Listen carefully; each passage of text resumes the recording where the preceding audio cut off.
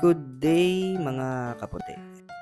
Isang client na naman po ang nag-message po sa atin at balak po niyang ipa-cover yung scar sa may part na legs po niya at ito po yung pinag-iisipan namin i-cover sa binti ng ating client. At dahil sa wala siyang mapiling design at ayan po at nakapili na po. At ang napili po niyang design ay isang oriental design. At syempre, dali-dali na rin akong nag-print para masimulan na po namin yung project na gagawin namin sa binti ng ating client dahil gustong-gusto na rin niya itong matakpan dahil napaka pangit nga daw tignan dahil sa scar ng kanyang legs. Kaya isang coupon band po yung naabot na size ng ating design. Bali, binigyan ko po si Madam dito ng 50% discount dahil syempre para bumalik pa po siya at may matawag po siyang mga client. Kaya sa lahat po ng mga gustong magpa-tattoo or magpa-schedule ay bibigyan ko po kayo ng 50% discount sa lahat ng design. Bali dito ay nagsisimula na po ako at inuna ko po sa part na baba. At ang ginamit ko pong karayom dito ay 7RL at 7RS para sa power line.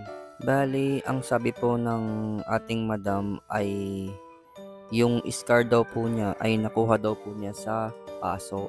Hindi ko lang exactly alam kung paano siya napaso dahil napakalaki nung scar na tinatakpan ko na gusto niyang ipa-cover. Dahil yung iprint kong isang buong bond paper ay kulang pa rin doon sa scar na tinatakpan namin. Kaya sa susunod na balik ni Madam ay doon na namin itutuloy yung sa gilid. At dahil napakalaki din nung tattoo ng ating Madam ay baka hindi niya ito kayanin. Bali, kinuha lang po namin ito ng isang session at inabot po kami dito ng 4 hours sa paggawa. Kaya salud din ako sa ating Madam dahil sa napakalaking pyesa na ginagawa ko sa kanyang binti ay talagang kinakaya naman niya yung sakit na kanyang nararamdaman. At hindi lang naman yun. Kaya talagang hanga ako dito sa ating madam. Dahil nung natapos kami sa aming project, sa aming session ay nag-chat siya ulit sa akin na gusto niya na agad ipadugtong dun sa may side. Lain mo yun, nung katatapos lang ng session nyo, yung sakit na siya sa yung nagtatanong siya kung anong oras o kaya ilang oras yung aabutin nung tattoo niya para matapos. Tapos nung natapos na, ay agad-agad nag-chat agad na gusto na naman niya ulit ipatuloy. Grabe. Kaya yun, kaya bilib na bilib din ako dito sa ating madam na kahit napakalaki yung pyesa na ginagawa natin sa kanyang binti ay talaga wala akong masabi, napakatibay talaga.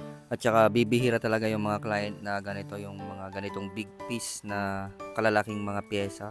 Ay talagang mahirap talagang tapusin yung mga ganito. Kailangan pa talaga ng nabbing cream para lang matapos yung mga ganito kalalaking mga pyesa. Kaya sa mga gustong magpatato dyan, pag-isipan nyo yung piece na ipapagawa nyo kung kakayanin nyo ba talaga o hindi. Pero hindi ko naman sinasabing lahat, hindi kaya lahat, hindi. Sa mga talaga, sa mga ibang mga client ay meron talaga yung mabababa yung mga pain tolerance at meron naman iba na matataas yung mga pain tolerance. At ito na po pala yung finished product mga boss at mga kaputi. A total of 4 hours na long session.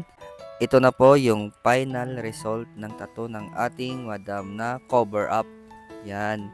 At sa mga gusto magpatato, message nyo lamang po ako sa aking Facebook page na Remar Manuel Esteban at sa aking YouTube channel na Imay Tattoo Vlogging yan. So hanggang dito na lang po mga kaputi. Maraming salamat. I-follow nyo po ako sa aking Facebook page. Maraming salamat po. Thank you.